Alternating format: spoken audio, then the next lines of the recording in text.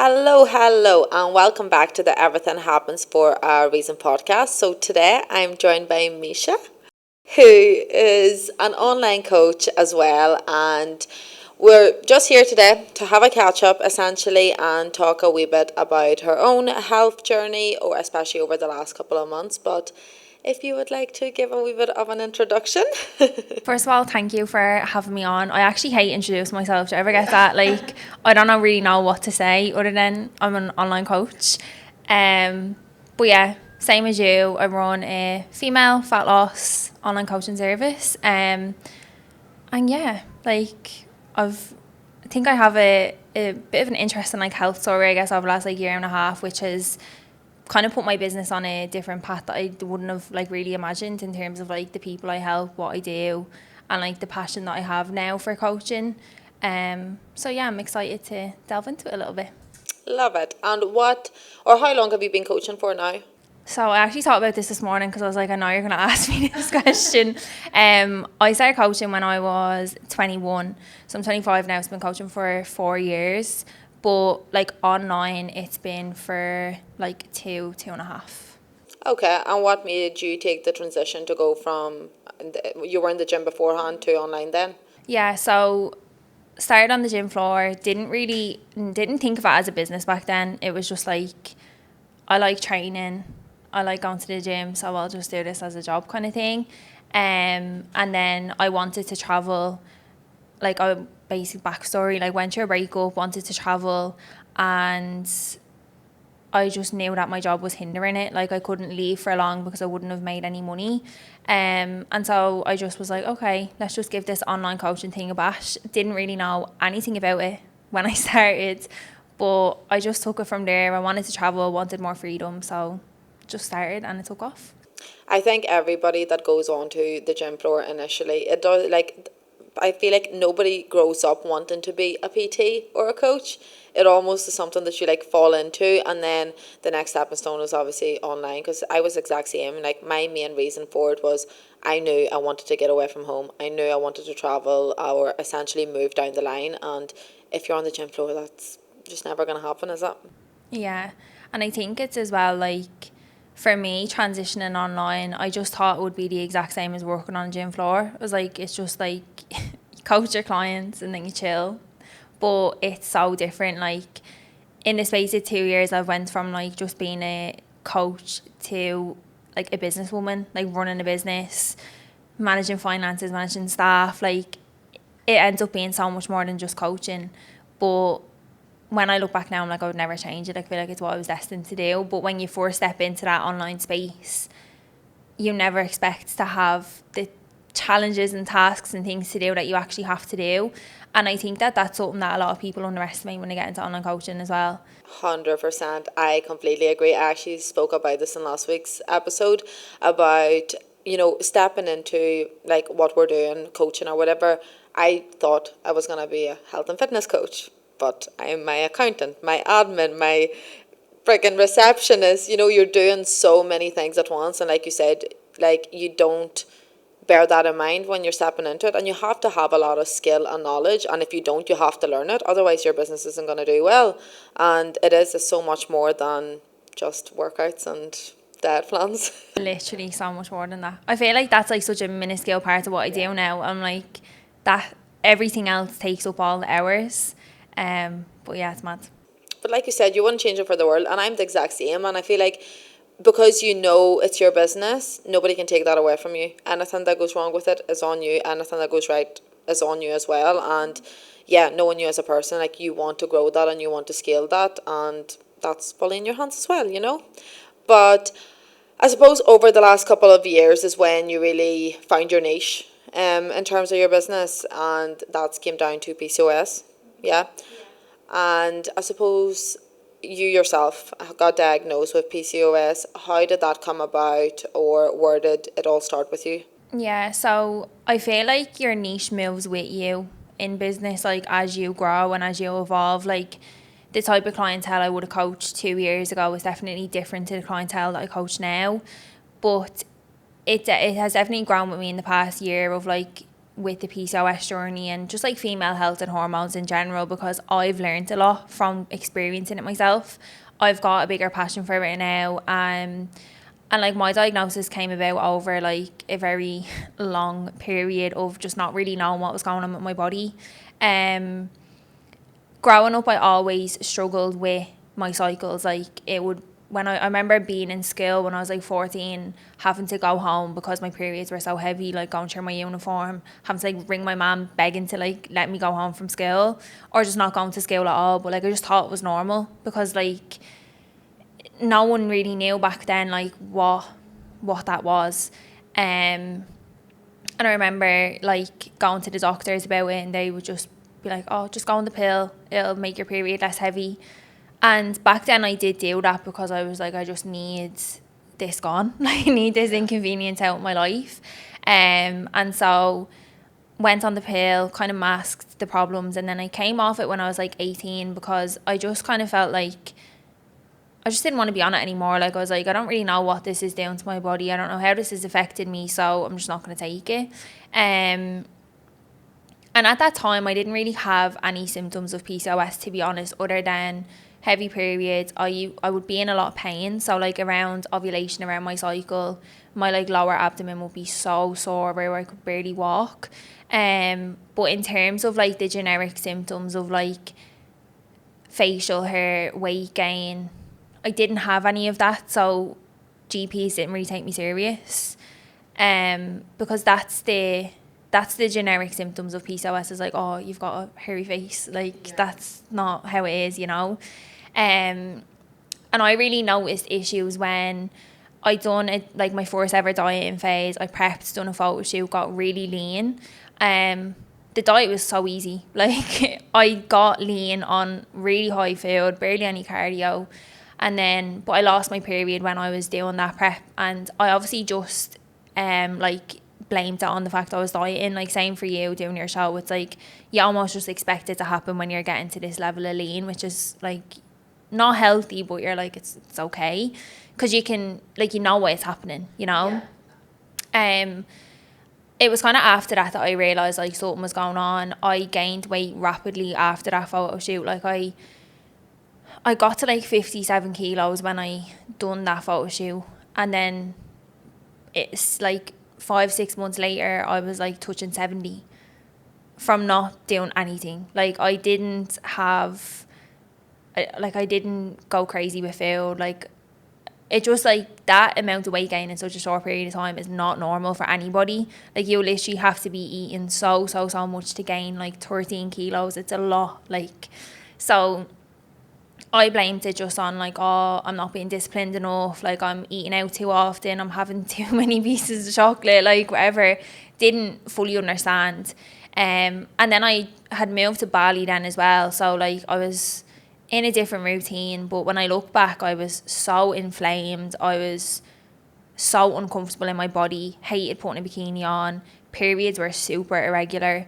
And every time I tried to diet from there, I would just lose my period and I couldn't lose weight. Like literally, for love nor money, fat was not moving off my body, like was not moving.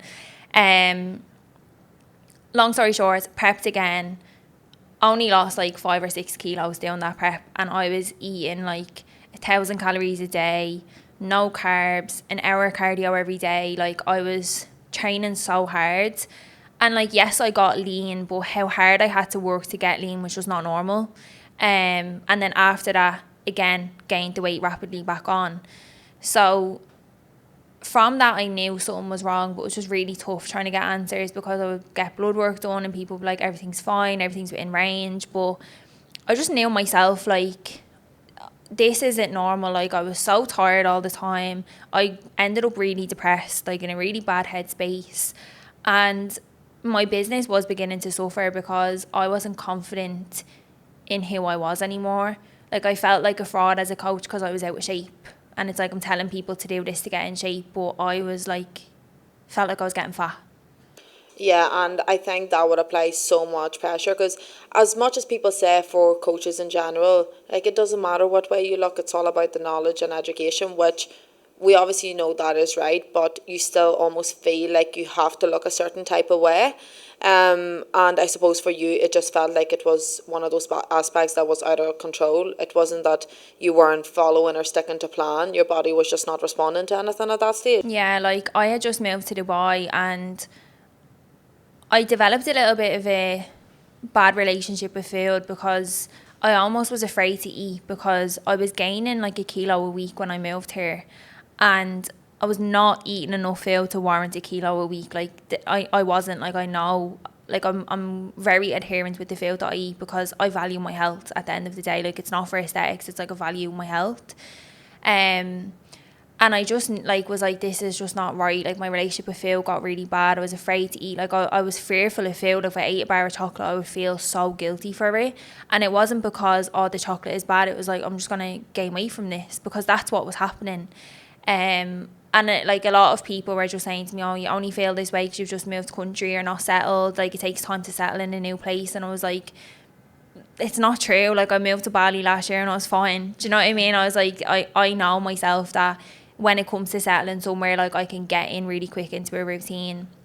So I just kept digging until I got the answers that I needed, because you know your own body better than anyone. And for any like woman listening, like, if someone is telling you everything's normal but you know yourself that the way you feel is not right, like, respect yourself and respect your body enough to just keep looking for answers, because there is someone that can help you get to the bottom of what you're going through, like 100%. Absolutely, and I can agree more with that. Like, if anybody is going to know if there's something not right with your body, it's going to be you. And like you said, you almost started picking up those red flags when you were, what, 16? That's when you got put on the pill. And this is another thing with GPs. Yes, there wasn't as much knowledge around it back then, but there still isn't now. They will, if a girl goes to doctors because their cycles are super heavy, like, if you have to take off work, take off school, and can't function on a day to day, that obviously there is something wrong with your body, and they will just put you on birth control to essentially prolong the issue. It's just going to be hidden for a while until you come off the birth control, and then you have your normal hormones going again. It's all going to come back, whereas the doctors will never provide you with a solution in regards to how to actually improve this or what is actually wrong. And yeah, as shit as it is, you have to go privately to get those answers.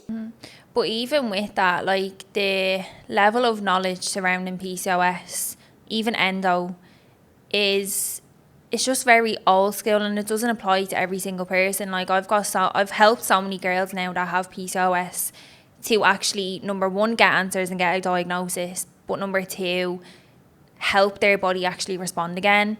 And it's different for everyone. Like, unfortunately, when you have PCOS, you do have to diet harder than the average person. Your metabolic rate is lower.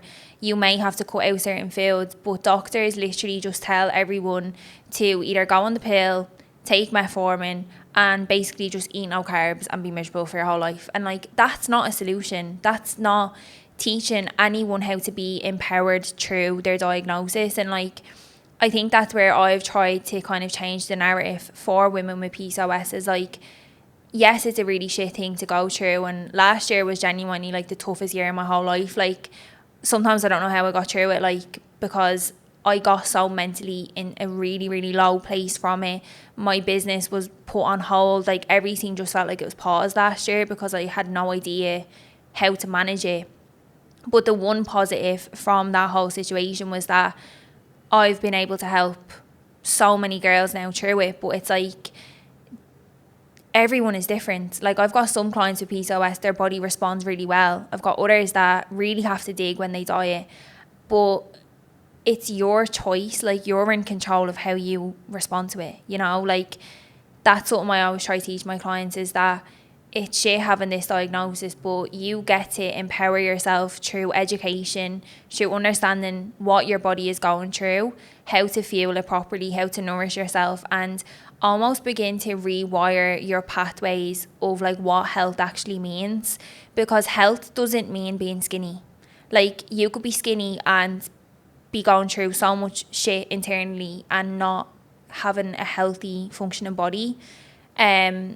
Whereas like now a lot of my clients are like, they celebrate when they get their period back, or all these things. Like, they actually understand now how important that is, but it is so different for everyone. And that's something I'm really trying to get across to people I work with, is like, don't become a prisoner of your diagnosis either, because I definitely sat in victimhood for a few months last year and it didn't help me at all.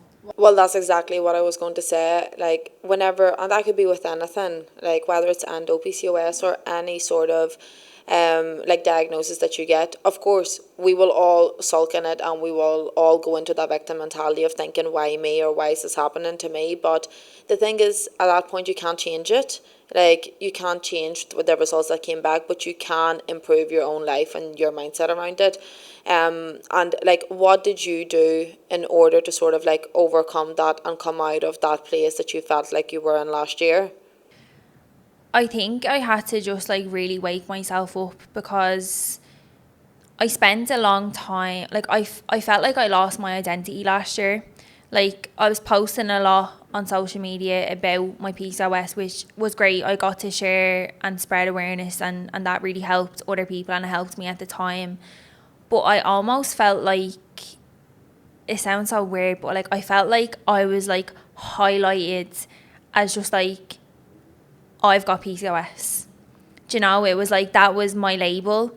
And I placed it on myself. No one else placed it on me. I did. Like, I would say, if I was having a day that I was really tired, I'm like, oh, it's my PCOS. Or if my period was really bad, oh, it's my PCOS. Or if I couldn't have a bar of chocolate, can't have this because I have PCOS. Like, it was always, it was the label. And I lived like that genuinely for like 6 months last year. And I hate saying that, because I am the type of coach that tells my clients, like, don't sit and wallow in your shit, like, you have to get through it. But when you're placed in a situation where, like, it felt like my whole life was turned upside down, I just moved to Dubai. I really struggled making friends last year because I was literally exhausted all the time. I didn't want to go out, I didn't want to see people, hated how I looked, didn't want to put bikini on. I just got in a relationship last year, and it felt like that whole relationship was PCOS. Like, it was just like, it was everything. And we spent the summer in Marbella last year, and the whole summer I literally just cried almost every day. Like, I was so sad, because I felt like it had taken from me like my joy.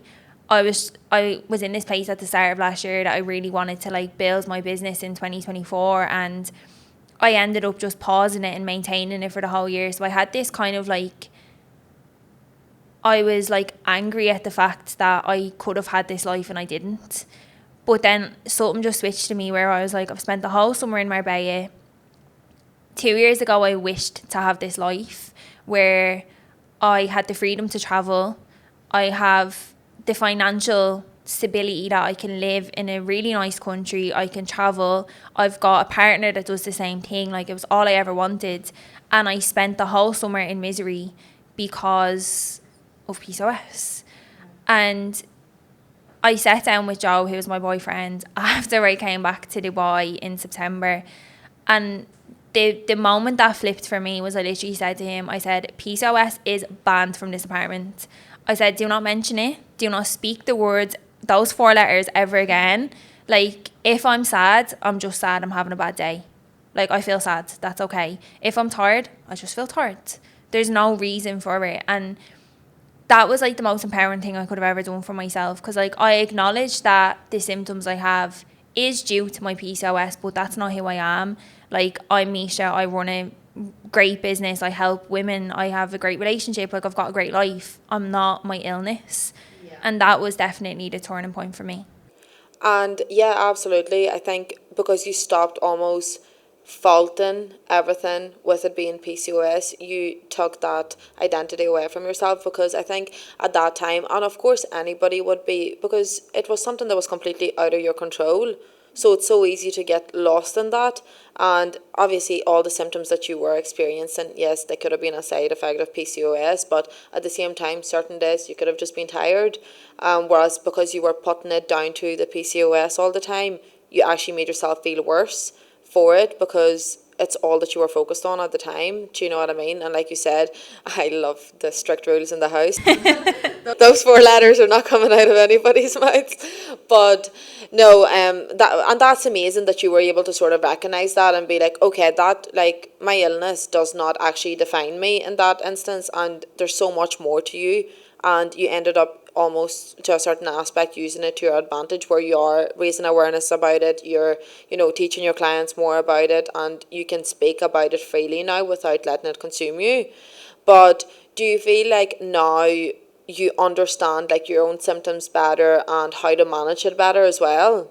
Yeah, definitely. Like over the past year, I've just gained a real understanding of like this is what works for me, this is what doesn't, and like last year, I still get annoyed about it sometimes. Like one of my worst symptoms is that I get really, really, really fatigued. That I literally cannot move some days, and that's not ideal when you're running a business and you are the face of your business. If you're not doing consult calls and everything, like you're not bringing anything into the business. So I do still struggle with that sometimes, but I've also began to understand that I need to respect myself enough to slow down sometimes. Like it's okay to have a day or two a month where I slog on the sofa and actually allow my body to just relax. Like previously I kept trying to push through that, and then I'd end up fatigued for days because I didn't actually listen or respect myself enough to do what I needed to do. Like some days I literally just feel like I need to plug myself into a wall, recharge, and the next day I'm fine. And then even with food and stuff as well, like I know that certain things are going to trigger me, and I guess it's about making educated decisions of like what you choose to consume. And that's something that I really try to portray to my clients as well, is that like yes, you have to make more restrictive decisions with the food that you eat when you have got PCOS, or if you've got endo, if you've got thyroid issues, like anything like that. But it's like it's not a prison sentence. And if I really want to eat a croissant, let's say, I'll eat it and I'll accept the fact that maybe tomorrow I'll be a bit tired, I'll be a bit bloated. But it's like you have to weigh up like the cause and effect. It's like, is it worth it? Is it not? Most of the time for me, eating foods that don't fully agree with my body is not worth it. But sometimes I value memory making over macros and over how I feel. And like that's empowerment. Like it's not about restricting yourself totally all of the time. And that's where I've been able to find balance with it, because too much restriction, even if it's for your health, is also not good. So I allow myself now to have balance with food. I eat really clean the majority of the time, but like if I'm gonna go for a date night, I'll have something I want to enjoy.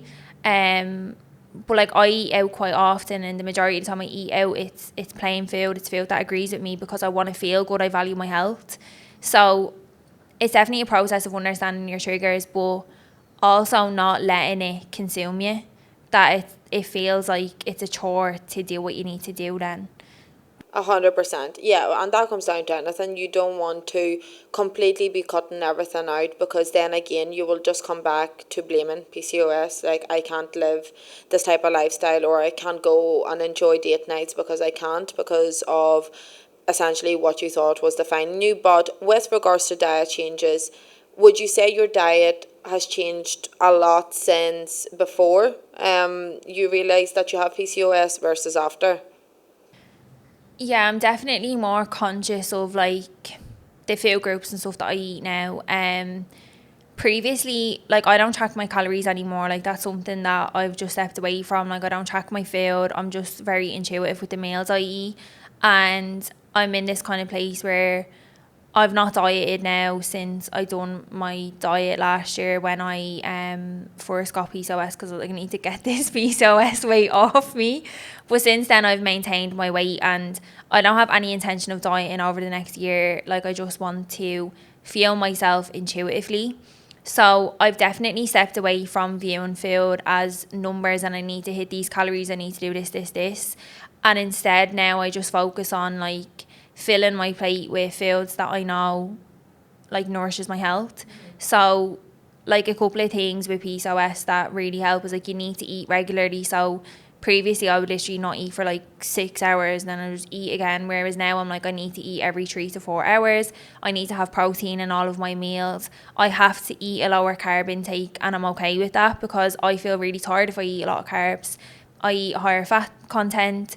I really prioritise including the likes of avocado, salmon, eggs, all that kind of stuff. And it just has become natural to me now, but when I first started doing it, that was not natural to me. Like, I would eat a bowl of oats for breakfast previously, which is fine if your body can handle it, but mine can't. So yeah, like, it's a habit now, but it was definitely a big shift, and that can be really overwhelming for people. And I think that that's why people struggle to take action sometimes, because it almost feels like you're shifting your whole life on its head. Yeah, 100%. And I know from working with clients myself, it is once you get the diagnosis and, like, say for example, with limiting, carbs and managing your insulin levels and stuff like that, a lot of people struggle with those changes because it's not something they ever had to worry about.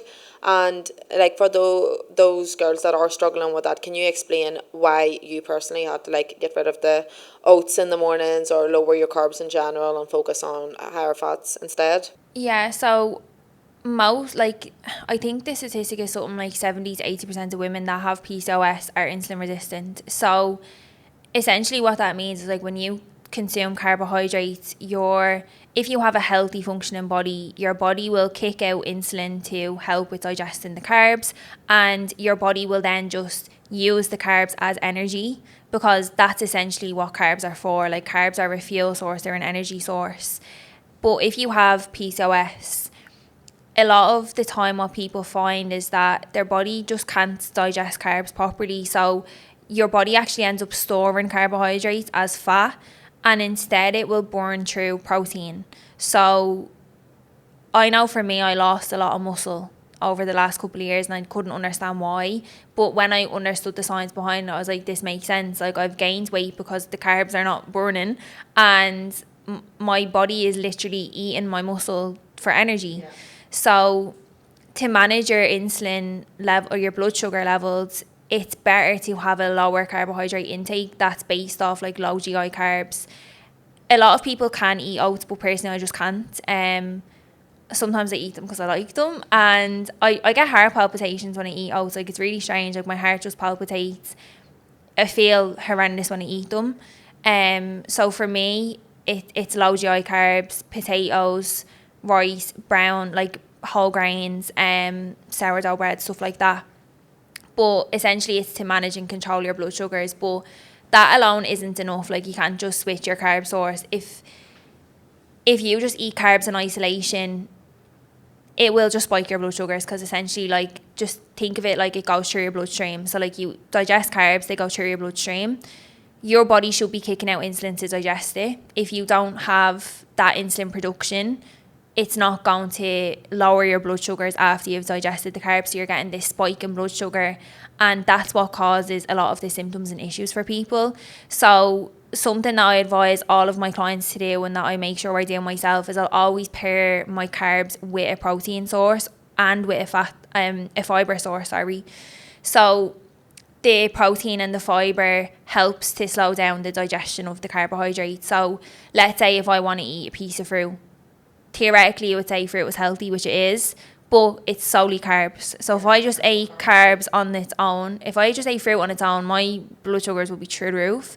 So if I want to have, let's say, pineapple, I will have either, like, a protein shake before it, or I'll have it with Greek yogurt because it's high in protein. And similar for, like, if you're having a slice of toast, like, try to have maybe 2 eggs with it and have some spinach. So it's like, the way you eat your foods is also really important. And again, a lot of people don't realise that. Like, even for me, just telling some of my clients to, like, firstly eat their veg, then eat your protein, and then eat your carbs. Like, that slows down your blood sugar spikes. Yeah. It's not even changing the food source, it's actually just changing the way you eat. How you actually eat the foods, 100%.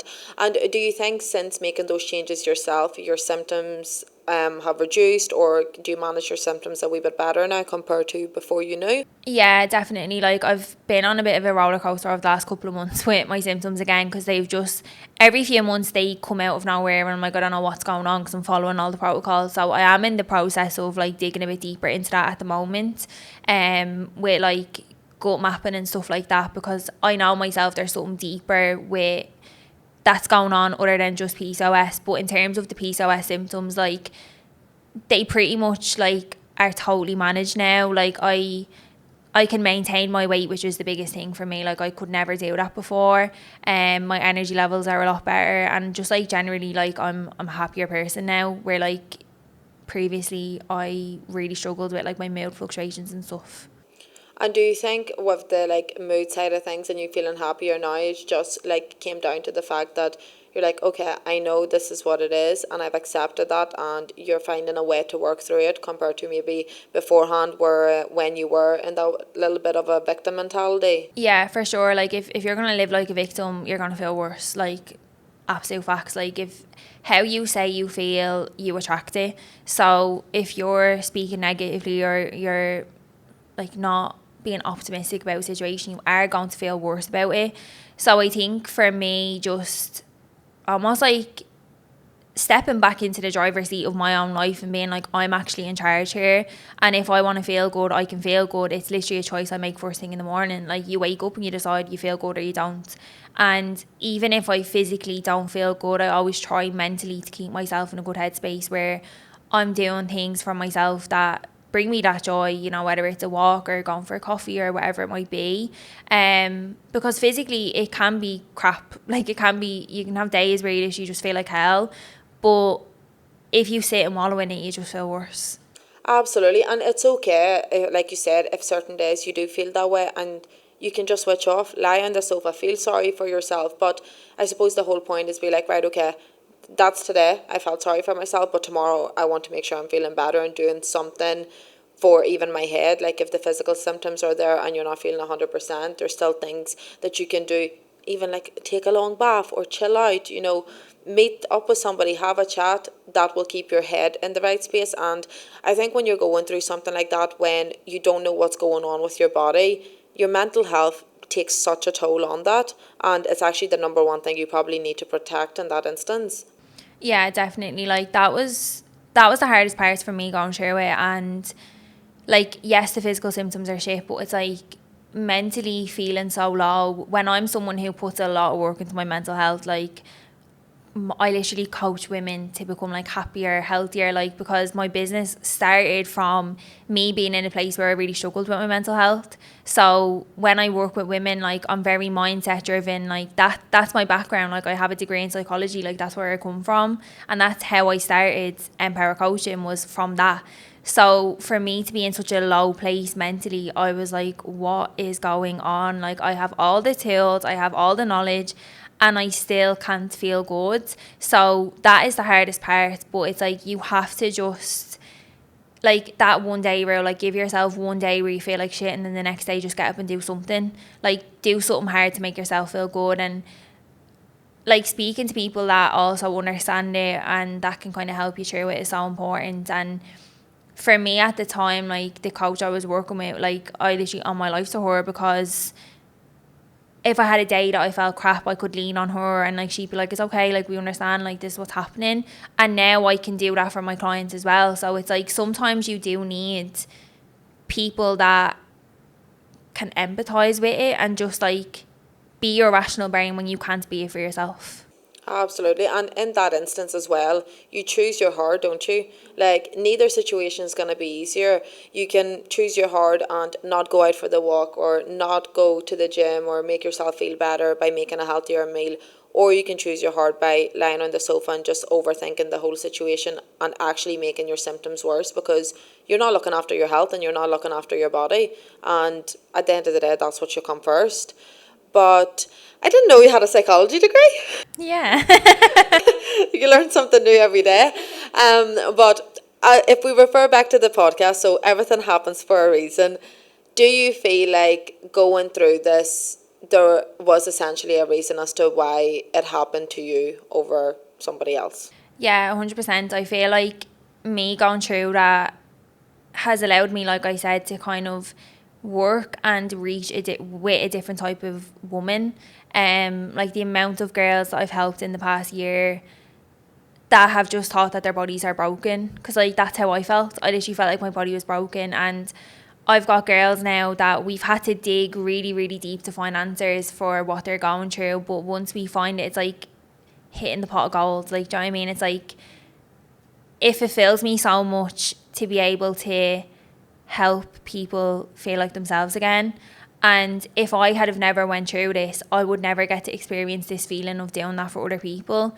And like I said, like my niche has kind of moved with me now. Like I've just brought a new coach into Empower, so like my plan with that is like she's going to be more like lifestyle, strength, performance focused, and I can really lean into helping more women with their hormonal health, and I guess like showing them that there's a nice way to do it. Like you don't have to eat no carbs and never eat out again and be afraid of food. Like all of my clients have got great balance, and they have like found a new joy for life in the process of it.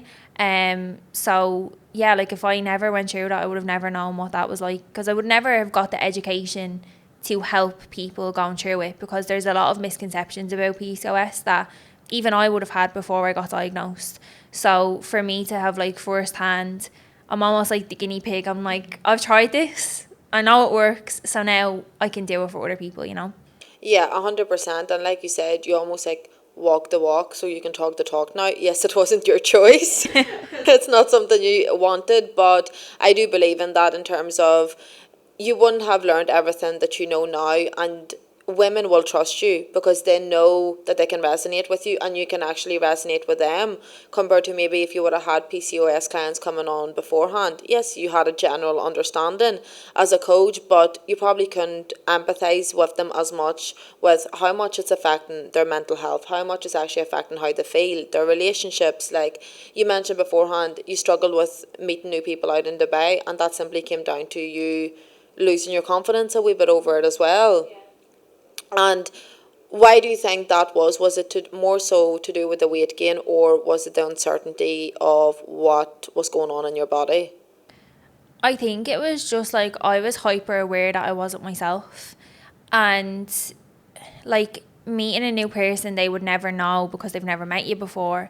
But I was always like a really bubbly person. I was always really happy. Like I just always have this like lease for life, like because of like I've been through a lot. I've had really shit mental health growing up, and I really worked on fixing it.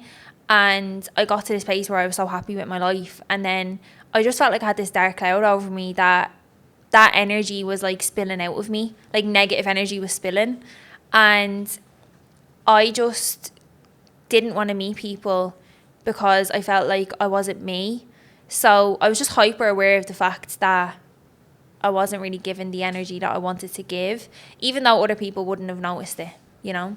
Absolutely. And at the time, people would have thought that's just who you are. Do you know what I mean? But I suppose you almost felt like you lost your authenticity. Literally, that's what it was. It was like, yeah, I lost me. Like I didn't know who Misha was anymore.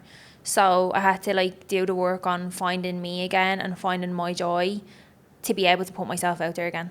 Absolutely. And I think, yes, at the time it would have been difficult, but it was probably the right thing for you to do, because you would have been putting out a different version of yourself and potentially attracting people that you didn't really want to attract at the time, just because you felt a wee bit lower. Whereas you actually worked through that, you got to a place where you were happy again, and you started meeting people that were on your wavelength. And do you feel like you found Misha now? Yeah, I think like stepping into 2025, I was like, okay, I just need to park it. Do you know? I was like, I just need to park this year. Like I said, when I came back from Marbella, I was like, PCOS is banned. And then I spent the rest of 2024 just really trying to like find my groove again, to stop being afraid as well of like, oh, well, what if my symptoms get worse, or what if this, what if that? Like, I've just stepped into just doing what I've wanted to do for the last year. And I'm just like, if I end up with bad symptoms again, like I can deal with it now because I've got experience. And so yeah, I feel like I'm finally like finding my spark again, which is good. Yay, I love that. I love that. And no, like, even because I've obviously followed you on Instagram for a couple of years now, and the way you approached PCOS online, like, I think you did it really, really well, because you were honest with your own experiences, and you weren't showing up and being like too negative about it, but you also weren't like, oh, this is amazing. Do you know what I mean? This is what I'm doing now. But I feel like you got that happy medium where it did build trust with people, and clients are more likely that struggle with PCOS will more likely be to reach out to you, because they've seen both sides, that you can feel a lot better even when certain days you want to lie on the sofa all day, which is the main thing. But if there was somebody listening out there that is maybe going through how you felt, last year, a couple of years ago, is there anything that you would want to advise them on? I think that the biggest thing that like anyone can do who wants to like improve their symptoms of PCOS is like you have to want to change bad enough.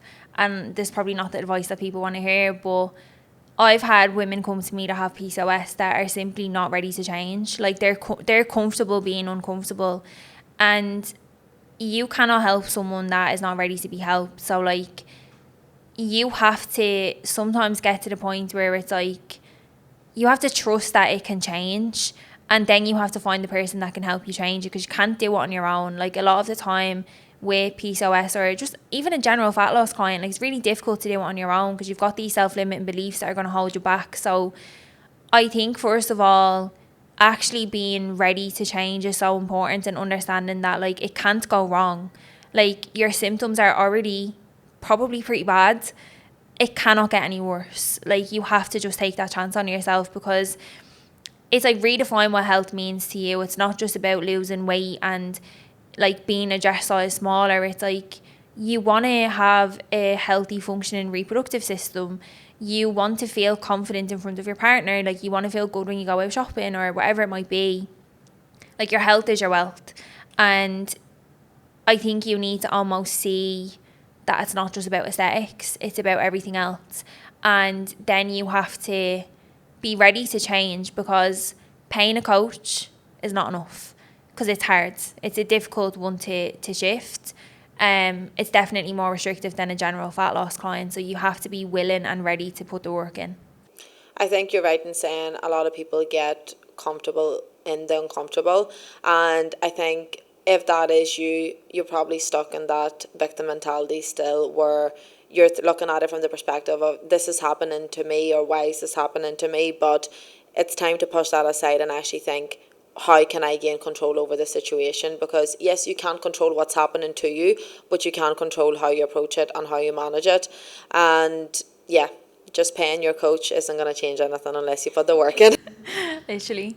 But thank you so much. It was lovely to have you on board, and I think a lot of people will benefit from that. I know even from my own clients, like that struggle with PCOS, I think they will take a lot of value away from this. So thank you very much. And yeah, do you have any other words to add to the end of that? Oh, just thank you so much for having me. It's nice to like be able to like share a bit of my story as well, and just have the space to do it. So yeah, thank you. Well, it was lovely having you, and thank you so much everybody for listening. I will leave Micha's details below for her Instagram, so make sure you drop her a follow as well, and catch you all next Wednesday.